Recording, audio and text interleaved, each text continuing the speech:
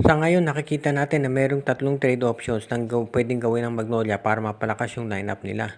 Una, i-trade nila ito si Paul Lee at si Jose Pereyobo dito sa Terra Firma para makuha yung first round pick nito. Alam natin ang Terra Firma magiging number 3 sa darating na draft at marami silang pwedeng makuha dyan. Kabilang na ito sila Kai Balungay, si Michael Phillips, si Will Gosum, Kobe Paras, andyan rin si Evan Nel, si Jerome Lastimosa. Ang daming options dyan. So sa tingin ko, magiging okay ang Magnolia kapag nakuha nila yung first round pick ng Terra Firma. Ngayon naman, hindi naman malulugi itong Terra Firma dahil kung makukuha mo si Paul Lee at si Jose Pereyobo, mahuhusay na players yan. Si Paul Lee, all-star caliber yan. Kaya sa tingin ko magiging okay pa rin yan. At kung sakaling matrade nga itong si Stephen Holt o si Wamit Yongson, at least meron silang Paul Lee na paparin ka agad. Ngayon, ang isa pang trade na pwedeng gawin ng Magnolia ay itong si Gio Halalon at si Abu Tratter dalhin dito sa Northport Batang Pier, kapalit ni Xavier Lucero. Alam na natin na laki ng potensyal nito si Lucero at sa tingin ko marirealize niya yan kapag siya ay napunta dito sa Magnolia Chicken Templados. Dahil magaling si Coach Chito Victolero na hasain yung mga big men niya.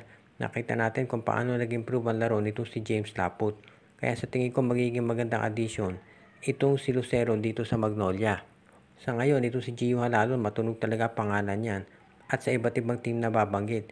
Pero sa tingin ko pinaka-logical dito sa Northport siya dalhin. Kasama na to si Abu Tratter.